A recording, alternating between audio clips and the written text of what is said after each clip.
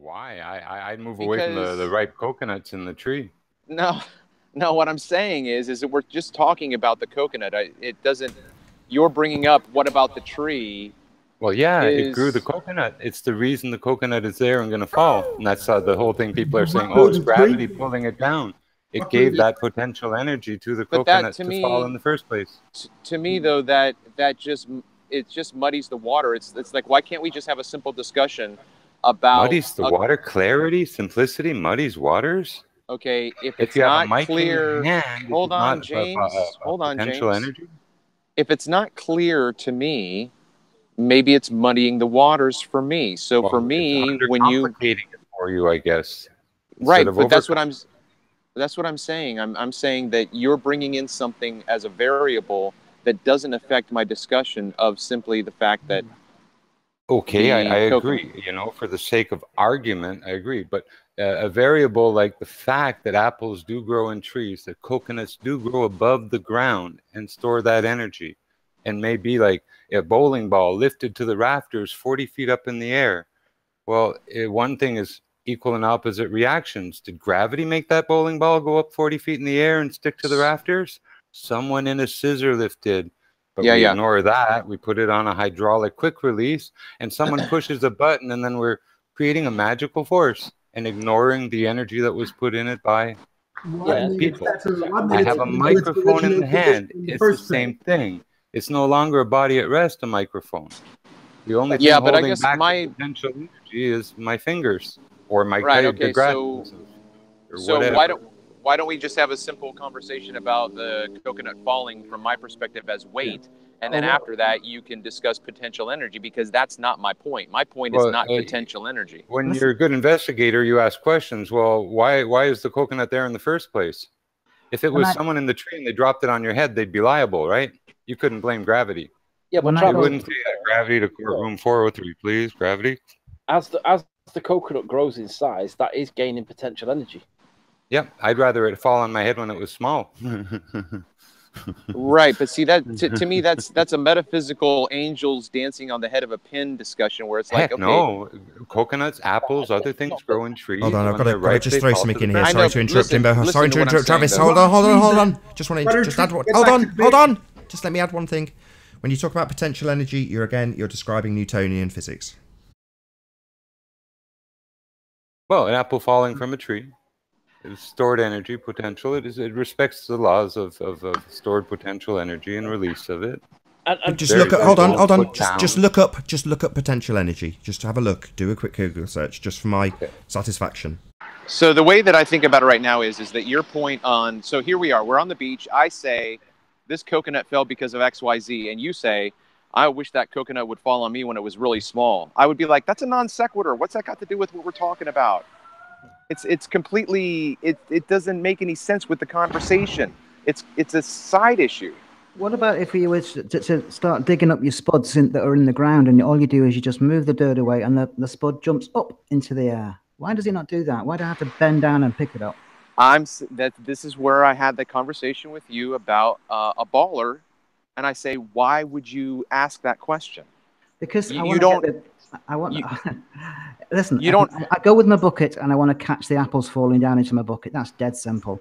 I go with my bucket and I want to get the potatoes into the bucket. All I do is just move the dirt, and the potato jumps up into the air and falls into my bucket. We know Except that you doesn't- don't see that. It doesn't happen. Right. Well, It I doesn't looked matter. up the definition. It's just very straightforward. It's an object's ability to store energy or potential. Height above the ground, stored potential. Water behind a dam. The potential. It can be used or not. It's a mic in your hand is potential. The potential is the mic could fall if I open my hands, or I could put it back on the counter, not drop it. Right, I'm just going to read this definition. In physics, potential energy is the energy possessed by an object because of its position relative to other objects, stresses within itself, its electric charge, or other factors. Common types of potential energy include the gravitational potential energy of an object, etc., etc., etc. They can say it. It doesn't mean it's real. I know. I totally agree with you. However, it's a potential energy in a compressed spring. Yes. Now, Someone has to compress it. If you compress a spring, right, and then let go of it and it springs, that's like saying that there's a force pulling it down in the term. Like, it's the same argument as saying that there's a force pulling you down because you feel this force. When you've just put energy into the spring and sprung it in the same way that you've put energy into the brick when you've lifted the brick up to drop it. No, absolutely not. Because with a spring, you can have it either horizontal or vertical and compress it and let go. Those little toys kids had with suckers that you with your brick, push you can down with the spring and then it hold on, don't talk over each other. Come on, we're not even live at the moment. Well, listen, it all comes back to what I said at the start. We're all of the mind that we do away with the idea of space presented to us, but we have to try and decide what exactly is up there, or what are the confines of the Earth. Without doing that, we're looking blindfolded at an elephant, right? And we're describing separate parts, but we're missing out the whole. I think this is the puzzle we all have to sort of piece together. Without doing that, let me ask you, Jim, what do you think is above there? I mean, surely you've come to some sort of... I believe very much, I hate to say it because you get shunned for it usually a bit, but I believe we have a creator. And this world was created one way or another, somehow or another. No Big Bang, no nothing. Yeah, I'm not talking about that. I'm talking about... that, I don't know. No, but I know that. But let's be more sort of practical. I mean, in terms of... We've done away with the idea that we have this vacuum of space next to non-vacuum. Yeah, absolutely nonsense. What do you hold as above? I mean, do you hold it there's a firmament of some sort? I don't know. It's possible that it's like it's written in the Bible. It could be water separated from water. Right. We can do it, you know. I mean, in a small scale. Usually anything on a small scale can be repeated on a big scale one way or another. You know, we can use electricity to make a plasma dome in water, basically, or whatever. Lots of things, lots of phenomena exist, you know, in states. The properties of all kinds of different matter and substances change depending on the concentration of it, the temperatures involved, all kinds of stuff. So, you know, to me, I picture it sort of like a tequila sunrise somehow. There are different layers of stuff going up, but I don't know what and what changes where. There's supposed to be a sodium layer. There's, you know, the Japanese, for a couple of $1,000s each, they'll shoot lasers in the sky and give you stars for your party.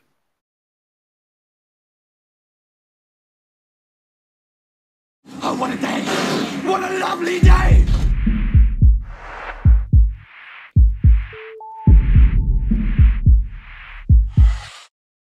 Welcome to Flat Earth Debate. I'm your host, Nathan Oakley, and if you're new to this channel, or you have not done so already, be sure to subscribe and hit the bell notification icon to keep up to date with the Flat Earth Debate. If you would like to support this channel, there is a super chat that runs alongside each of these shows while they're live, and there's also a PayPal link in the info box below the video once it's rendered. But most importantly, if you would like to join the discussion, simply mute the page you are currently watching, then click the link in the info box below this video to join the panel and express your views on the shape of the Earth. If you do join, please don't swear. If you do, you'll be ejected, and if you are, please don't try to rejoin the stream using sock accounts. You'll be warmly welcome back on the next stream. Please also share the show. Sharing the show increases the live audience, of course, but this in turn increases the chances of a more diverse panel. So please share the show as my kid knocks the mouse. Hopefully he hasn't knocked everything offline. And one last time, if you're new to the channel or you've not done so already, be sure to subscribe and hit the bell notification icon to keep up to date with the Flat Earth Debate. Now, we are joined by Mark Doxey, P. Mars, Jimbo, Jose, Sleeping Warrior, and The Plain Truth. Good to have you all. And PJ Aristarchus, don't forget that. If you got something to say and you stay in the chat, either you are a keyboard warrior or you are a coward. Thank you. I don't think Can I Mark's ask a question? Serious answers are required. Is there any examples in real world, and I'm asking from a position of ignorance, I'm asking genuinely, is there any examples where a force can be exerted on an object and force a movement, but there's no object causing said force? Hello, guys. Hey, Arwen, good to have you. Well, there's a little device you can buy for $5 on eBay, and it's some foils in a little glass bulb, and laser lights can spin the foils around like a cartwheel. So it's basically a light The propulsion. laser light causing it, right? Yeah, light is a force, as a So we need push. something that's a force that doesn't have the laser creating it, causing an effect. All I can see is potential levels, you know. If the ground, the earth, is the lowest place something can be, like a rock, and it's on a hill, it's elevated, well, however high it is potential energy. It can go down to whatever ground level is, roll down a hill and release that energy.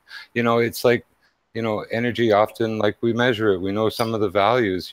Car outputs, the torque is foot-pound-seconds, right? Horsepower and output, it's the torque and foot-pounds. Well, vertically, if I lift a can, one pound can 1 foot off the ground, I'm holding back 1 foot-pound of potential.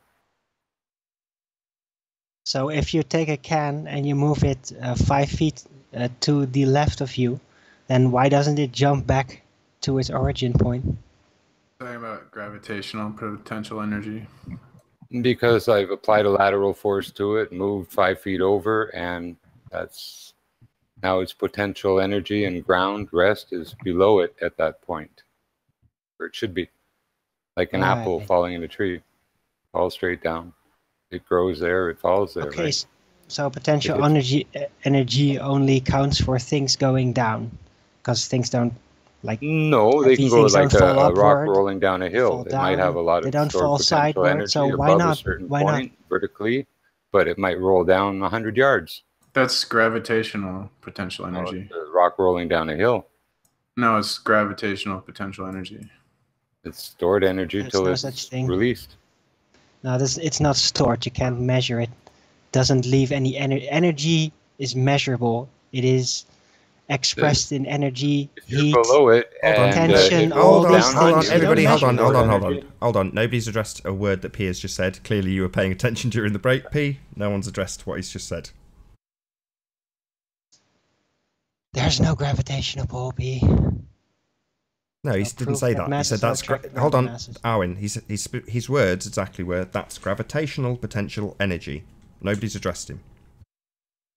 That's what I'm saying. Like you're saying potential energy, but it's gravitational potential energy to be specific. This is the whole argument for me, and I was going to ask Rumpus if I got the chance, but I didn't get the chance. How has he decided that the gravitational force is a pulling force as opposed to a pushing force? How do you experimentally detail that is the case? I would ask you the same, P. Mars. I do agree myself that there is this. I agree with Arwen, as I say, we are living in an enclosed system. There is a barrier between us and the waters beyond, and we are underneath that reactionary force. We live in a broken system. This is about us piecing together the truth of our reality.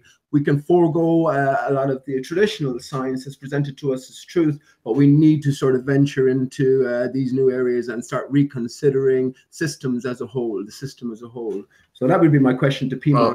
Well, I saw an experiment a guy did with a balloon, and he used a car acceleration to simulate gravity, right? Because gravity is acceleration, an acceleration force. So he used the car's acceleration. So he had air in a balloon, right? And it was tied to the ceiling on a string on a balloon. And when he accelerated, right, the balloon, what did it go? So when he accelerated, it went backward. No, forward. No, forward. How does that work? Because the air that he's displacing when he accelerates goes to the back of the car, forcing the helium balloon to go that's when forward. he has a helium. He uses so he uses one balloon that has air and one balloon has helium. And when he has the air balloon, it goes to the back with the rest of the air. But the helium, it gets pushed forward when he accelerates. Yeah, so that's called displacement. Right, I think. And the energy is coming from a gas pedal and an engine. That shows not how a natural phenomena. It's right, but that it's an experiment. The gas, it's to simulate energy or I'm gravity. sorry to do this to you, demonstration P. I of can't something he not thinks, do but this it's to not an you. experiment. Hold on. It's not an experiment, right? An experiment is the expression of a hypothesis. It is your hypothesis test. That's what an experiment is. So in this instance, there is no hypothesis. It's not science. I'm not doing this to be mean. I jump on flat earthers for the same. I don't know what your position is and I don't care. But if you call it an experiment, you're going to get me saying, well, what's the independent variable? What's the dependent variable? What is your formulated scientific hypothesis? Show me the systematic experimentation. And you've got none of that. So if you want to call it... yeah, you do. Okay, it has all those things. It's totally an experiment, Nathan. Okay, I'm going to leave it here, P, and just say to the audience, P is wrong. It is absolutely not an experiment. I won't have the argument with you, P. If you want to now assert that it is, feel free. And it was mostly about falling objects and not necessarily tethered balloons. It was the menu. Pete's asking, how do we know it's a force that pulls down and not up or whatever, right? Let me give I'm just saying that experiment proves it. Let me give a brief scenario. You don't have to answer immediately. Just a brief scenario. We've all heard of Auguste Piccard, right? So Auguste Piccard is placed on a scale, weighing scales on the ground, or a spring tension or something, and the result of the reading is noted. Now, as he is making his way up through the atmospheric layers, what should we expect to record in terms of the measurement on the scales? I think it might take a bit of thinking about, but I think I can answer that. Telling itself. Without experiencing if he is it high up and he's in a stationary Hold on, position, Travis. then the Arwen was scale will first. give the exact same result. But as long as he is motioning upward, the scale will give a higher weight result. Right. Isn't the thing, though, and we can imagine that, I think he was said to, I don't believe that story in the first place, but I think he was said to reach a height of maybe 60,000 feet. We know modern technology can take high-altitude balloons up much higher than that. I think 10 miles. Right. Doesn't it appear that he's continually gaining speed, right, as he goes up until eventually you have a decomposition of the balloon itself or a bursting of the balloon? But yeah, it's interesting. What would the scale itself measure? My own thoughts on it that his weight would ever increase until you get to a certain point at the top. And for me, thinking it through, it does prove a gravitational force, a downward pushing force. But once again, it doesn't prove it, but you're also wrong, because buoyancy, like air bubbles in the water rising and balloons with helium in them rising, do not accelerate. They move at a constant speed upwards. They don't accelerate. It's only when you introduce mechanical or chemical forces, like a rocket propulsion, that you actually accelerate upwards. But yeah, natural buoyancy effects, they're not force, they're effects. Yes, but Arwen, this is why the helium balloon bursts, right? Because it's ever expanding. It's upward expanding. at a constant when you release rate. air deep underwater, air bubbles, they expand as they rise. So yeah, I don't but know they move up in a constant rate. They don't accelerate upwards. And they don't. Okay, Arwen, we've heard you say it 3 times. Thank you. Yeah.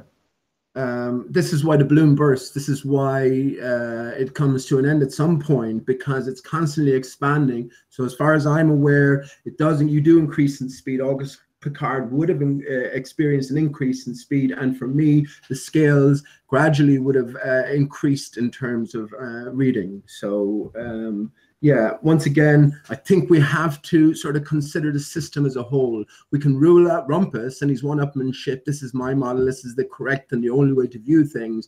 But that leaves us in a big gaping hole ourselves in terms of trying to understand the basic system that we're in and the nature of everything. I could go into more detail about certain things. People don't like me mentioning Aristarchus, but I will stick to that. I'll have some more proofs coming out about that. But yeah, again, it's all about observing the system and trying to paint a complete picture and put everything into its proper place. All I can say is I can prove apples grow in trees, and so do coconuts. And I'm pretty prove sure. What trees are, James. Prove what trees are and prove. Well, stand under a coconut tree, wait and find out. prove why everything settles in the layering system as that it does settle, and improve. Well, start with one thing. We start with hold on. This This is descended into farce. This is total non sequitur. What's going on? Does that mean Nathan agrees with me? Why? What do you say, Travis? I was saying that's a non sequitur because it's like if I'm having this conversation with James on the beach and he says, well, don't forget about the tree, I could say, well, don't forget about the roots. I mean, that's got nothing. It's got nothing to do with discussing the fact that a coconut is falling. It grew in the tree. It stored. That's a non sequitur. It doesn't. Yeah. Why is it non sequitur? It's very important. Apples grow in trees. Don't forget about There's only one way they can go if they ripen. Don't forget about the sun. Don't forget about the light. Oh yeah, the sun, the leaves. Potential energy doesn't explain the direction. Well, simply does not. A lot of what goes up must go down. It's Occam's razor. It used to work when I was a kid. We used to throw that's things not an in the air and explanation. it'd always come down. If what everyone's doing is saying, I'm going to pretend I don't exist. My hand here holding the microphone, that's no longer a rule of Newtonian physics. It's not a piece of potential energy that I'm holding back. No, there's a magic force pulling, and the instant I open my fingers, the mic is going to fall to the ground. Now, I've invented a magic force to analyze out the wazoo. I lift a bowling ball 40 feet in the air and attach it to a beam and tell you, look at the bowling ball. We're going to suck all the air out, but look at the bowling ball. Now I drop it. So how did the bowling ball get there? Someone put it there. Fell. How did the apple get in the tree? It grew there. How did the coconut get in the tree to fall in the first place? It grew there. You're talking about gravity, Jimbo. Gravitational. No, you're not. Gravitational energy is the potential energy a body with mass has in relation to another massive object due to gravity. That's not gravity, right? You're describing Newtonian gravity there, Pete, and the definition in mainstream science is not Newtonian gravity. It's Einsteinian gravity. It's the bending of space-time, not the attractive force between masses. Yeah, I can't eat space-time, but I sure can eat an apple. Right. Well, so bending of space-time, point. that's what gravity currently is in mainstream science. Not that I'm saying I agree with that, but if you're going to say it's masses attracting masses, this invisible magical force, no, mate, that's what you're describing. No, an apple grows in a tree, and when it's ripe, it's heavier than the density or mass of the air. The air is a fluid. Mass creates a gravitational field. It doesn't explain why it does it. It's simply a description you're giving. Well, it's a complete description. Apple grows in but tree. Not an explanation. You're describing gravity, Jimbo. Microphone what is wrong with you? Stored potential energy. The potential energy is based on gravity, Jimbo. So, like, what is your argument? You have no argument. The microphone at rest. Okay, it's there because of gravity, and the body at rest stays at rest till the force acts upon it. Energy is based on gravity, Jimbo. So again, like, what is your point? I don't understand. Hold on. Let me just get you. Hold on, Jim. So, Pete, can I just get your position? You're saying it is gravity, but what Jimbo's saying is if it's at rest and then he picks it up, gravity's had nothing to do with that. You've picked it up. So, what's your position from there? I've been trying to explain that potential energy, what Jimbo's talking about, is based on gravity. Yeah, you're just asserting that, though. And he's saying if you have a microphone at rest and then you go and pick it up, you're inserting energy. You're not putting energy into it. Oh, really? So I haven't got to eat food and burn muscle fat in order to pick up the microphone? It just magically gets up in the air, does it? What energy from your body goes into the microphone? Energy. Glucose. I burn it. I burn glucose in order for my muscles to move and for me to pick up the microphone. That's an energy expenditure in order to put potential energy, which you're saying is gravity, with no actual backing. Yeah, but how does it store? How do you measure that stored energy? Because I don't think it stores. How tired do you get? Hold on, Arwin, you've got an answer. Hold on, Arwin, you've got an answer. Hold on, you've asked a direct question. Jimbo's got an answer. How tired do you get holding it up? No, I was hoping you'd say about the pound feet. Okay. Well, yeah, like I say, I mean, I mean, what instrument do you have to measure that? It's foot-pounds usually, or kilos per meter above the ground, or whatever. It's elevation. Really? It's I'd like stored to see a energy above device the that ground. does that, because I'm pretty On the sure Z energy is axis. only In measured math, that's how you in calculate actually it. Simple. energy units. Arwin, Like, you're just talking all over Jimbo. You've asked a question. He's giving an answer. He's halfway through it. You know, if you raise a 1 pound weight 1 foot in the air and drop it on your toe, not so bad. Raise that same can, 1 pound, 10 feet in the air and drop it on your toe, you're getting a little worse. Right? that's not a measuring device. That is letting it Well, go it's and then still seeing fall a at 10 result. That's not a foot-pounds measuring of released of energy. It potential has energy. 10 foot-pounds to release. If it's 10 foot It's in not the a air, way to measure 1 it. pound. Pardon me? That's It's not measured a in measuring foot-pounds. method. It's the simple physics of it. If you got It's not a 50 pounds, measuring. 50 feet in the air, whatever, 100 feet in the air, it's that's stored energy, potential energy. Yeah, that's Wherever nice, it's but how do most you at measure rest, it? where it be a body at rest, you can consider it's ground or it's zero. That's Unless a you want to dig a hole consideration. How under do it or you something. measure it? Foot-pounds. It's a formula, a very simple one. Really? So math Yes. is measurement, is it? No, he's Well, no, quantifying. but we have to have some units. Would you buy a car if you didn't know really its output and its horsepower? Its Yeah, but torque? they actually measured it and then give you the results. But what's So it's it been measured tested. in? They measured it. Foot-pounds. Foot-pound seconds. Every second, it can theoretically displace that many pounds, that many feet in 1 second. Those are foot-pound seconds. It's a Yeah, formula. but how do you measure Foot-pounds that of when it's potential not energy. fallen yet? Where is that energy stored?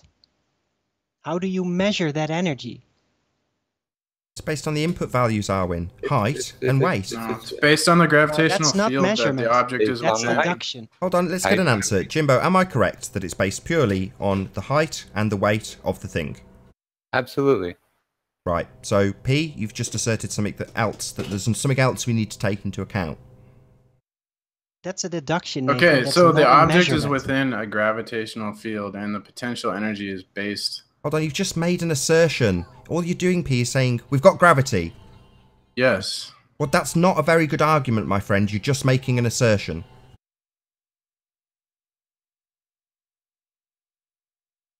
Well, what are you doing? Me, Are you not I'm making an moderating. assertion? I've got no. Do you make assertions? Not in this instance. I'm remaining neutral. Oh, okay. Seems like everyone's making assertions, so I don't understand what is that argument. I don't think that's a very good argument itself. Well, because you're just inserting a presupposition that we have gravity, which is the thing we're discussing, and we're trying to extrapolate out our thoughts about it to give people an idea of where our feelings lie. It's just feelings, though, because there's no science for any of this, which is why I don't really care, and I'll let you all slog it out. But we do use foot-pounds and foot-pound seconds, and it's sort of accepted That's as a deduction. measurements and, That's and not for input measuring values energy. for stored energy.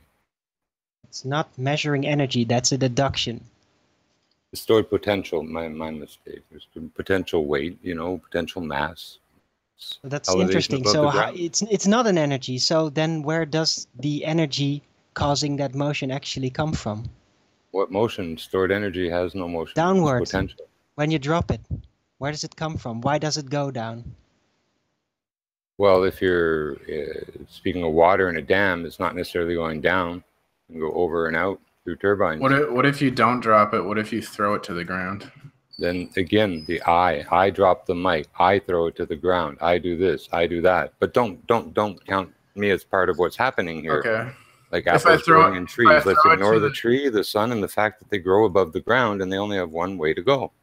If I throw it against the ground instead of just dropping it, yeah, that's not doesn't science. You're it excluding move? yourself from the Isn't it gonna- reality of the physics that you're trying to describe. It's going to be moving faster, right? If you don't throw it, it's not going to be moving faster. But all objects drop at the same constant speed, right? Not at all.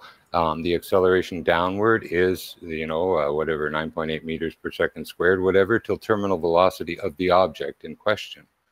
different Right, shapes. And and depending on the air density. Force on the object. If we could put another force on the object, like the force of us throwing it against the ground, and make it go faster than it normally would if we just dropped it without putting any energy into it. Oh, You hold can on, put hold on. energy There's a into problem. it Hold and on, it'll go P, I've got a faster, question. or you could put no sorry, energy sorry, into it hold and on, it goes at a P, constant speed. P, I've got a question. You said if we drop it without putting any energy into it, so how did it get up there? You moved it. So we did put energy into it then. No, that's not No, putting you didn't. energy in it. It's just. You didn't put I've just energy explained this. into it. Hold on, I've just explained. I burn solid. glucose. Yeah, I get that glucose from sugar, which I get from food, which my body has had to metabolize and use energy to make energy to pick it up. So don't tell me there's no energy being exerted. There is. Oh yeah. Then where is that energy No, I stored didn't say in that there's no object? energy How do you Yeah, it's measure it? stored in the glucose that I burnt in order to pick the microphone up, to insert energy into the microphone, to get it to the point where PMAR's example started, with it already in the air. So where is that energy You're stored using within energy. that The stationary object object? doesn't have any How do energy. you measure You're not that? putting any energy into the object. Oh, right, so gravity is just not necessary then. You can just look at the energy I put in then, P. You can't. There is I no don't even know energy what you're there. talking about. I put energy into the mic by picking it up. Yeah? But you're saying let's ignore that energy, because let's start at the point where it's already in the air and we drop it and we measure from there on in. That's what you're saying. You don't put it No, into I'm the saying there is no You energy. use Hold on. energy to can't pick measure up it. the mic. You're Yes, not that's putting correct. the energy into the mic. You don't Yes, have it that is. ability. Yes, it is. Potential. Potential energy is not a thing. It's a concept. You can't Right, measure I it. realise this is all conceptual based. None of this has any science. Please don't use that against me. There's no science for any of this. Well, don't use our conceptions against us. Why? That's the whole point. I'm pulling everyone's nonsense apart here. Yeah, and we're pulling your nonsense apart. I'm here not in this- asserting anything. Literally, I've made no assertions here. None. All right. Well, why are we discussing it then? Because we're not getting nowhere. It's just Yeah, a total because we are going to denial get nowhere fest of indefinitely, which is why I can just pull it apart all day long, and it's just all it's doing is chewing out time that we spend on these debates, which is fine. Hi, Dave. How you doing? everything. Sounds kind of like Greetings. a waste of time. Good to have you. Thanks for joining. Nathan, No problem. Carry on, lads. Nathan, You are applying aren't energy you- to displace it from its natural. Hold on, ask you Pete. the same question that Pete, James hold on. did? Go on, Travis. Just not quite quick enough, Pete. Sorry. Go on, Travis. I hear your question. Your question about the mic situation is the same thing with James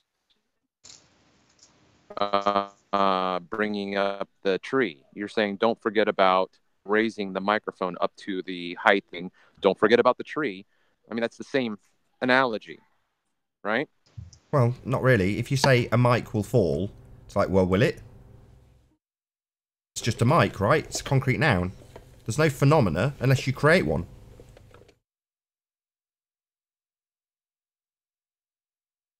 Yeah. Okay. You're applying energy to displace it from its inverted commas natural position. And this object then has a tendency to regain its natural position. And I use natural, as I say, in inverted commas, because I don't think there's anything natural in this system that we're in.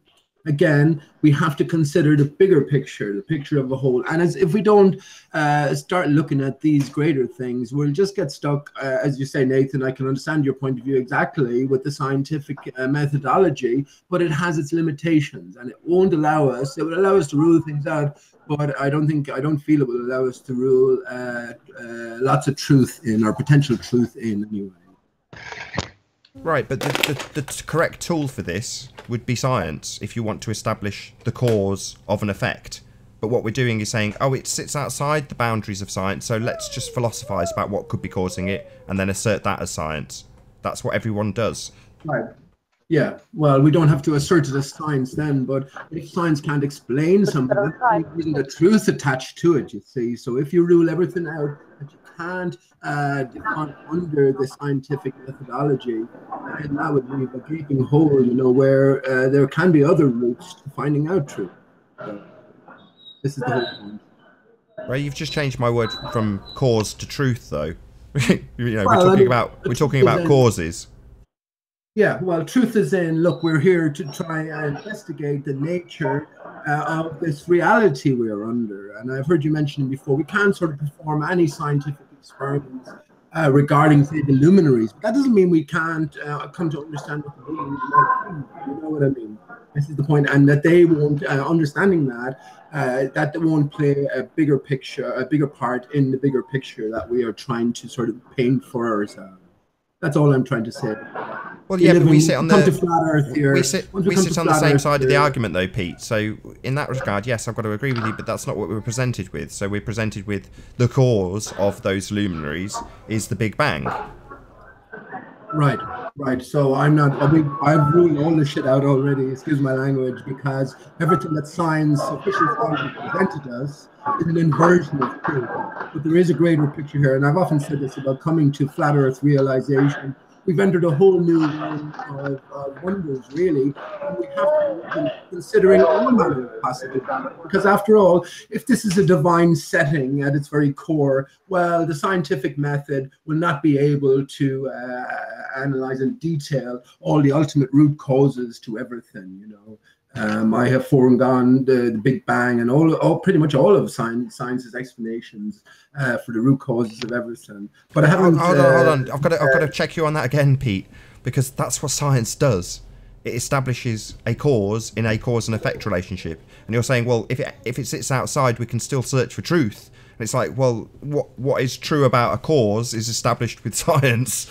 So when it comes to people talking about causes that they can't establish and then calling them invisible forces, like, this is nonsense. This is all pseudoscience. Frankly, I don't care about it. You can argue about it all day. And I'm quite content to join people's side when they're demolishing somebody's just so story about an invisible force. Yeah, man, give me that bat and I'll smash their head in with it. No problem at all. I'll demolish that nonsense. But my problem comes when somebody else then asserts, well, what is the cause of this invisible force that we don't see and cannot quantify or test or isolate? You're like, what are you talking about? There's no phenomena here. What are you talking about? Right. I do understand it's difficult. If we can't agree on why an apple that grows in a tree falls to the ground, how are we going to figure out the luminaries? We're not there yet. We can't even agree on things falling. You know, a microphone in your hand, and people can't adopt the idea that you're holding back potential energy, that you gave the mic the potential to fall. When you open your fingers, God, let it fall. Yeah, we're right back to, you know, simplicity, like Occam's razor. You know. Hold on, Jimbo. P. Mars wants to assert that gravity's just real, so let him make his assertion, and then we'll move on. Right. Gravitational fields are real. Thank you, P. Yeah. You're a credit to this debate. It's the same kind of nonsense as potential energy. Measure it. How do you measure it? Field? Like you measure it with the Cavendish experiment. Energy? Like potential excuse me, energy? Cavendish is not an experiment. How do you measure it? Again, the phenomena isn't there. You conjure the phenomena within the experimental apparatus, so it is not a scientific experiment. It is just a circus sideshow. Exactly, both of these examples. I'll say it again. The observed phenomena is conjured within the apparatus. A bit like Rumpus saying that a scale is an observed phenomena. It isn't. The Cavendish experiment shows that two masses are attracted to each other. What's the observed phenomena? What's the effect, P? They put like two different weights on a torsion balance, and then you can watch them be attracted to each other. Oh, really? And where do we observe this? In the natural world? My bad, it's an experiment that you're setting up that you're now saying is an observed phenomena. That's not how science works. Step 1, observe phenomena. Not step 1, observe phenomena in step 5 from the experiment. That's not how it works, P. That's not science, mate. It's not a scientific experiment. It's a circus sideshow because it doesn't have a dependent variable that's viable, i.e. an observed phenomenon. It does have a dependent variable. What's the dependent variable, P? What is a dependent variable, P? What is, specifically, is a dependent variable? You want me to Google it? No, just tell me what it is. You're saying it does have one, so tell me what one is. What is a dependent variable, P? A variable whose value depends on another. Yep, there's another word you're missing. Hmm. It's your effect, P. It's the effect. It's the observed phenomena. That's what it is. It's the effect in the cause and effect relationship. It's the effect. Okay, P? So what effect are we studying in the natural world for science? The effect of mass attracting other objects. And where did you observe this? Well, like when the apple falls out of the tree. Oh, sorry, that was an object of mass attracting another mass? Yes. Oh, really? Why? Of course, Because, what else would it be? Oh, so it's just your assertion then? No, it's just an observation. Oh, so it's not... So, let me get this straight. Your observation is your conclusion.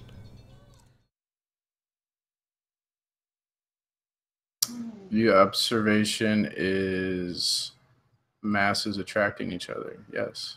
Right. So, your observation, the phenomena you are studying, is an apple falling from the tree. Yes. Where's that in the Cavendish experiment? In the Cavendish experiment, the larger weight would represent the Earth, and the smaller weight would represent the apple. Hello, FE Astronomy. How you doing? Hello, Mike. Can you hear us? Give him a second, see if it is genuinely Mike. Hi guys, can you hear Hello. me? Good to have you. Thank you. Very well. I'll just listen in for a while and I'll add my bit in a sec, okay? Yeah, no problem. So, what you've said, P, is we observe a phenomena, the apple falling from the tree. What we would do in science is then establish the cause of that effect. You're now saying, not effect apple from tree, effect Cavendish experiment. Right, do you see the disconnect there, P, or not? I don't know, I can't really follow what you're No, saying. that's okay, P. Don't worry about it. Go back to one of the multiple shows where we rip the Cavendish a new asshole. We've done it on multiple occasions. It's okay if you don't understand it. I don't understand how you can rip it a new Yes, asshole. I know. You had to ask me if you needed to Google search what a dependent variable is, P, so it's okay. We can move on. Like, you've seen the experiment. No, P, we can move on now. Yes, you've demonstrated that you don't understand this, and you don't understand it, so let's just stop talking about it. Cavendish is not a valid scientific experiment, okay? It is. How would you... Yeah, you're just making an assertion again, P, right? I've just ripped it apart, and you don't understand how I've ripped it apart, because you don't understand what an experiment is, because you had to ask if you should Google what a dependent variable is. What makes you the authority of what science is? You're a grocer. I'm not. Okay, P. I'm not asserting. Act like you're an authority of science, telling people what science is. Don't start this nonsense, P. Just let's move on. You do that all the time. You don't have to become angry. Like, you don't have you have a very limited knowledge of science, and you sit here acting like you're the authority on it, the subject. Really? What Says the man who has to Google search what a dependent variable is. You're the one asserting what experiments are and what science is, and you don't have any qualifications or experience in your life to do such things. Jolly good. Okay. Thank you, P. All right. You asked the question of how you can justify the attraction of the two objects. Yep. Yeah, you see them... No, hold on. I'm asking you now to justify the attraction. What is that? Where are you getting that? In the experiment, it shows two objects being attracted to each other. No. And the only independent... Attracted is a very specific term that has implications. You are inserting something that is the cause of the attraction. So we still have to peel back the onion. What's the cause of the attraction? Mass. Can I just interject something, please? Sure. Yeah, go ahead. The discussion has been going on for a while. What is exactly exerting force on what? And it's not mass. Mass does not create a force. It does not create an attractive force, and it does not create a repelling force. But everybody on both sides of the fence seems to ignore the electric force that has an attractive and a repelling nature. We know that the Earth has a positive charge and the air surrounding it has a negative charge. That creates a direction, right? Absolutely, like with a magnet. Then you have your force. That's your force, electric force, the direction of the current flow. So, am I right in saying, Mike, that in essence you're saying that what creates the direction down is an electromagnetic force as opposed to any attraction between... Not an electromagnetic force, an electric force. To be very specific, electrostatic force. Electrostatic, okay. There is a difference in charge potential, and that charge potential has a direction, and that direction is always to the positive charge. And the positive charge is under our feet. That is why we are attracted to Earth. Has nothing to do with mass exerting a force on another mass. You know, Cavendish is a load of crap, because if you perform that experiment and you let the camera roll for about 30 minutes or 60 minutes after the beam comes to a full rest, you will see that the beam has a tendency to start moving away from the mass. So always ask for at least 30 or 60 minutes of footage after the beam has come to a rest. And you will see that it just moves in the other direction. And do you know why? I have no, it could be all kinds of conditions like environmentals, vibrations, resonant frequency, you name it. How about because it's the twisted tension in the cord holding the bar is unraveling? And you can raise mass with magnetism, but you can't raise magnetism with mass. So the attraction may not be electromagneto or electro, as you put it. It may just still be volumic mass of matter. Yeah, well, densities, what people are saying all the time. The entire gravitational constant that is based on the amount of mass present, you know, that has a big G. And big G, when you start to implement that, let's say, in a deep mine shaft underneath the Earth, let's say 100 or 1,000 or 1,500 meters below the surface, you will see that it totally falls apart. You can't use it anymore. So it's not a constant. And it's what not falls apart? In Yeah, the tunnel, in the hole? Sorry, how do you mean? Can you qualify that? Sorry?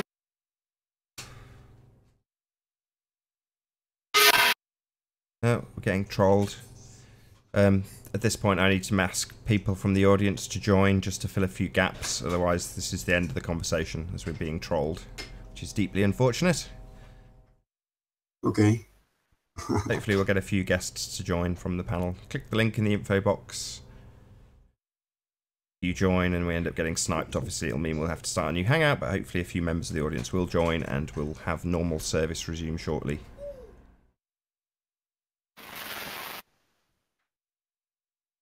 Okay, I posted a video in the... Yeah, of course. The mass...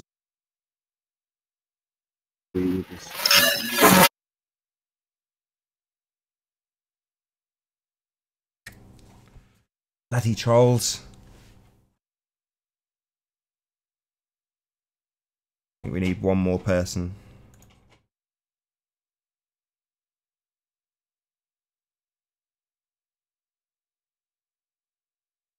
I think that's it. I think we're full.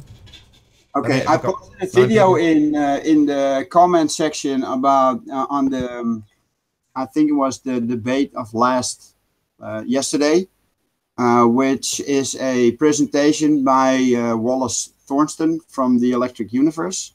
And he basically breaks it down very, very well, gives practical examples and actually shows that the entire gravitational constant based on mass attracting mass is a load of crap. You can just switch mass for charge potential and you will have the same outcome in your equation. So cool. Mass is not force, or mass is not creating the force.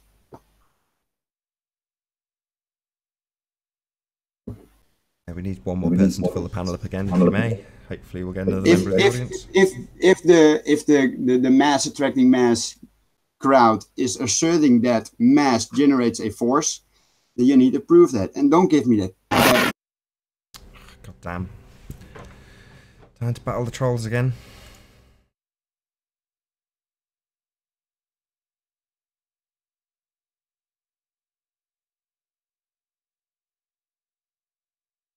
We've got a full panel now.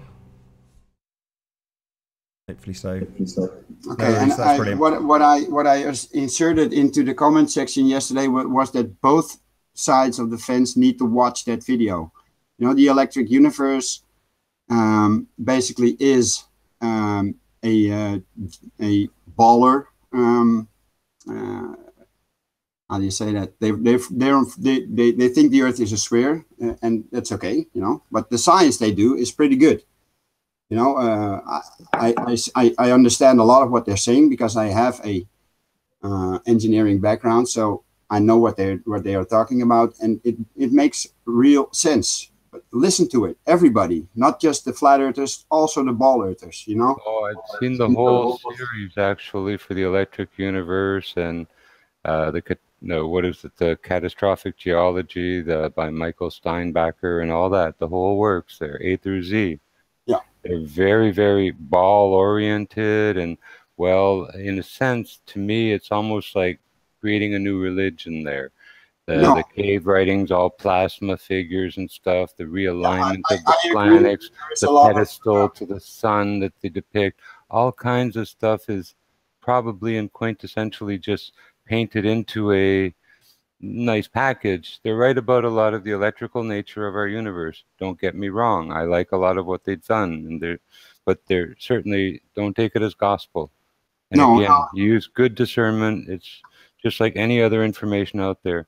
Try to take in as much as you possibly can before you draw any conclusions, and you know, make your own mind up about stuff. Yeah, yeah. Well, like almost a cult to me.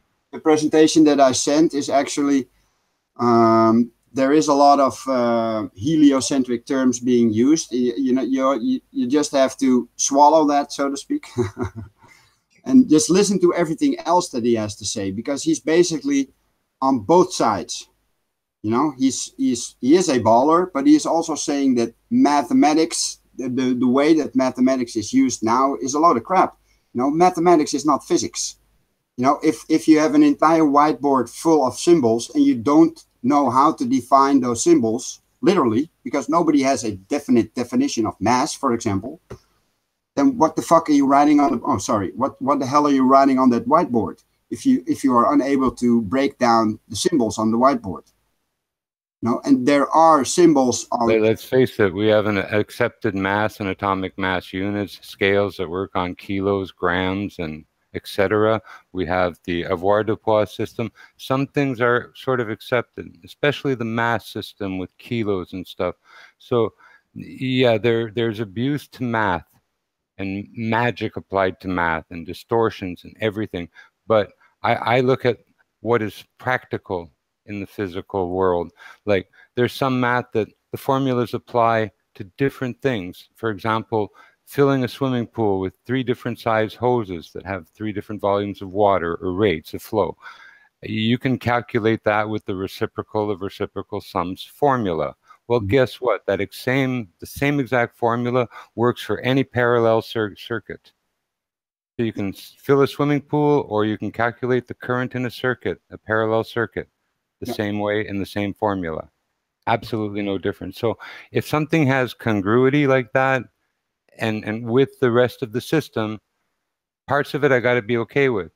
I have problems with the astrophysics nonsense, all this magic of space, whip effects, orbits, gravity as a tether, no. You know, you see where I'm going? If it's practical and if it's congruent with other elements, it's fine.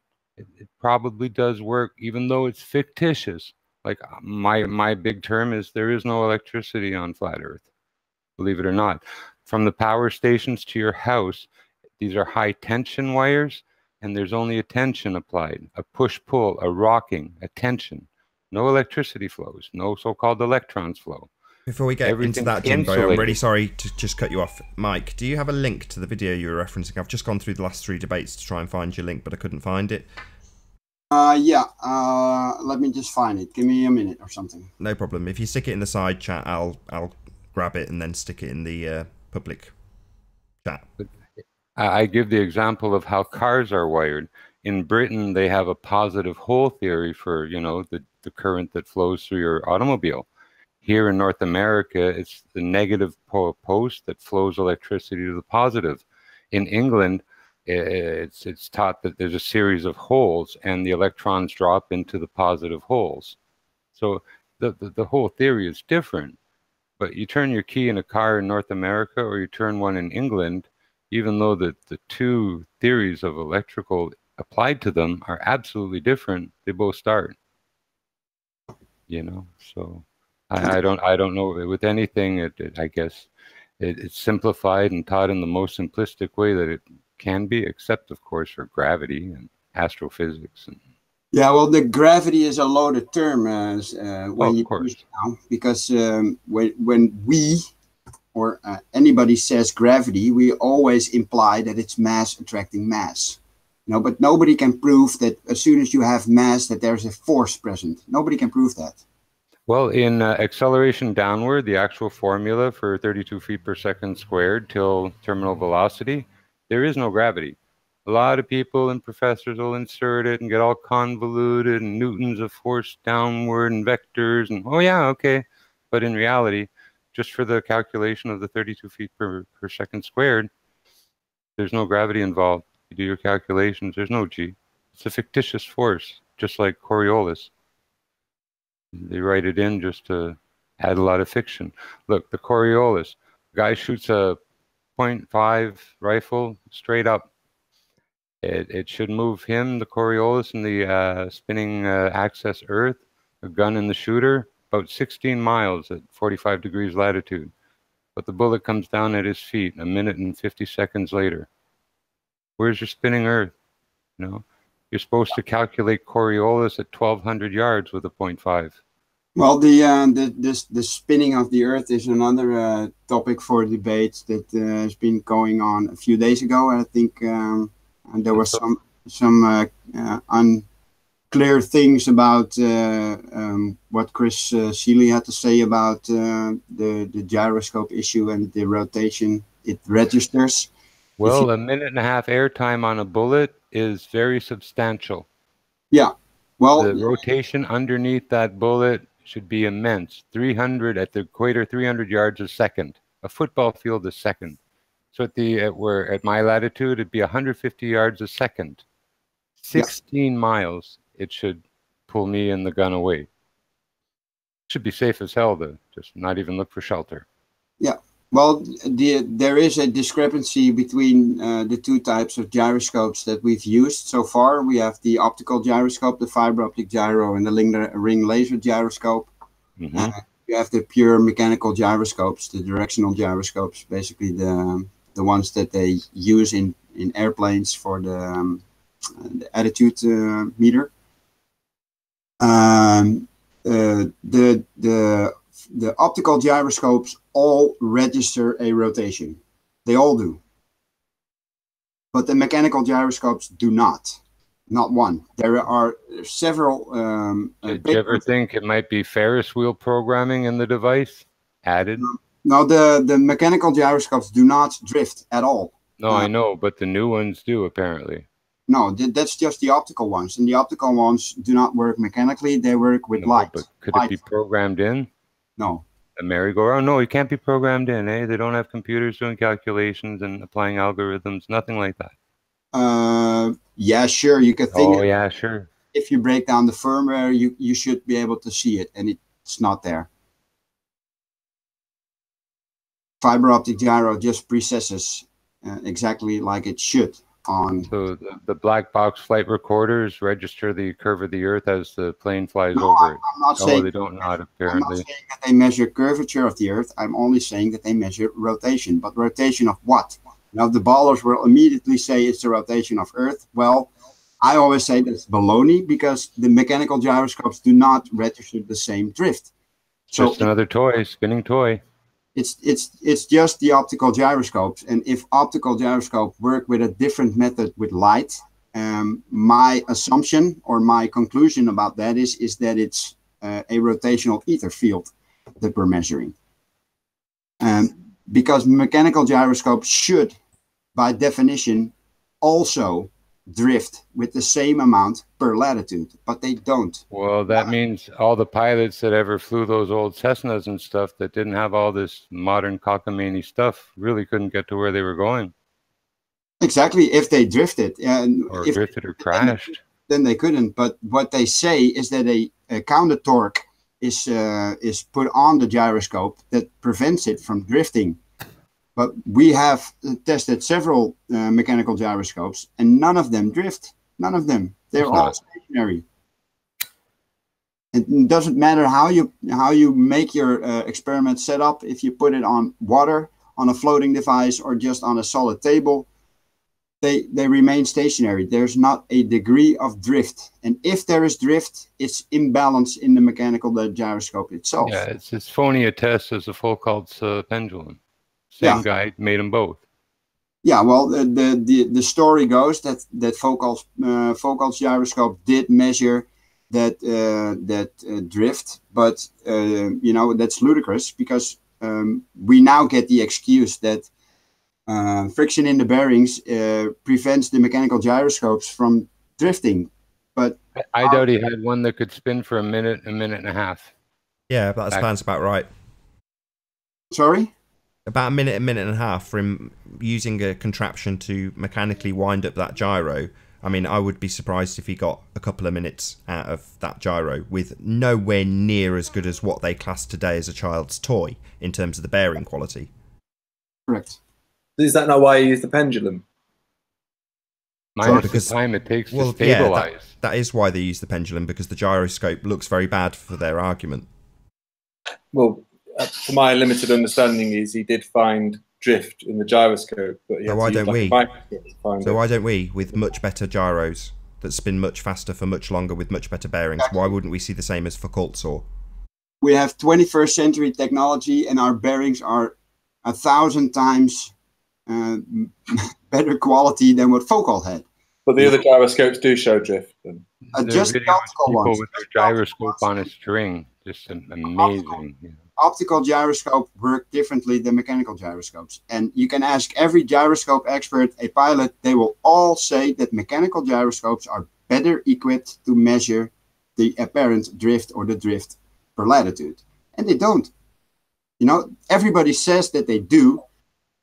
And they show me the diagrams and the papers saying that they should. But nobody has ever sent me a video of an experiment showing that. You know, Wolfie 6020. For example, a pilot, he should have video after video after video showing this exact rotation of a mechanical gyroscope. And he doesn't, because it doesn't exist. It's not present. And how many times have you seen the mechanical gyroscope not drift? How many times? You mean how many different gyroscopes or how many hours I've spent working on gyroscopes? Both. Well, we've been working on the gyroscope group for, I think, about 14 months now. And I've seen 4 different mechanical gyroscopes for several hours do exactly nothing. And you've got all the settings right to allow that experiment to be correct? Yes, yes. We tried different environmental settings, different contraptions, different gimbals. Doesn't matter. Stationary. But fiber optics gyros do show drift? Yes. Okay. Yes, and they drift according to latitude. So the formula is applicable. But, you know, the conclusion, you can draw 2 conclusions from that. Either it's the Earth that's rotating, or it's the ether that's rotating. And both are valid. Wasn't the ether disproven in 1890 or something? No. There was an argument placed that if the gyroscopes register, the optical gyroscope register this rotation, then that same drag should have been present in the Michelson-Morley experiment. And everybody says that it wasn't, you know, but it was. Did you know your latitude? I know my latitude is 50. What's your latitude? 50? 52 north. So you should be 160 yards a second or so, or traveling speed. So if you fired a 50 cal straight up, would you seek shelter, or would you depend on the 15, 16 miles that the axial rotation of the Earth is going to move you from underneath that bullet? I'd run like hell. 1 minute, 50 seconds return time it has. Yeah, I would seek shelter. Yes, because you can't depend on the axial rotation of the Earth to remove you from underneath it, can you? No. It does say here on Wikipedia. It means the Earth is not spinning, right? Exactly. You can see that the Earth is not spinning. Yes. It does say a fiber optic gyro provides extremely precise rotational rate information, in part because it lacks of cross-axis sensitivity to vibration, acceleration, and shock, unlike the classic spinning mass gyroscope. Mm-hmm. So would that not indicate that it's a more accurate tool? I'm not saying it's more accurate. I'm saying it's more capable to register rotation. And it finds rotation? No, only the optical gyros find rotation. Yeah, exactly, yeah. But rotation of what? Answer this question for me. Rotation of what? It can be programmed in like a Ferris wheel or a cartwheel. No. Rotation of what? Maybe a programmed in rotation, a numerical rotation only, and not a in reality rotation. No, because the rotation even has a vector.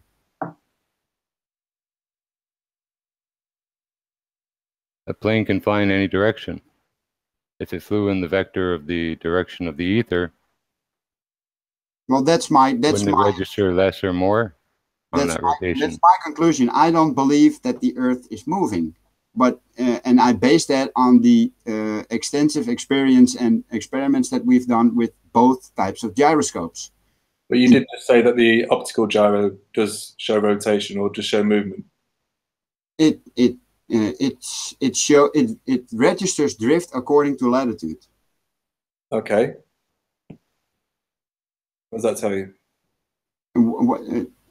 Answer that question for me. It registers rotation, but rotation of what? You're looking for the rotation of the Earth? No. Because why wouldn't it register longitudinal motion? Or why doesn't it topple, for example?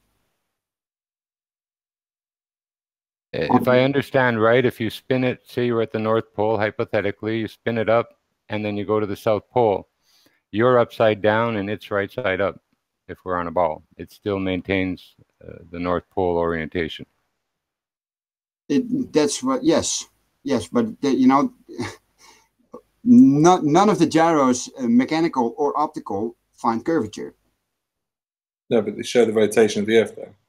No. Only one of them does. That's your conclusion, because you believe in the ball spinning. I'm saying it's the ether rotation, and I can prove it based on Michael St. Morley results. You know, they registered a null result because they were measuring the speed of the Earth going around the sun.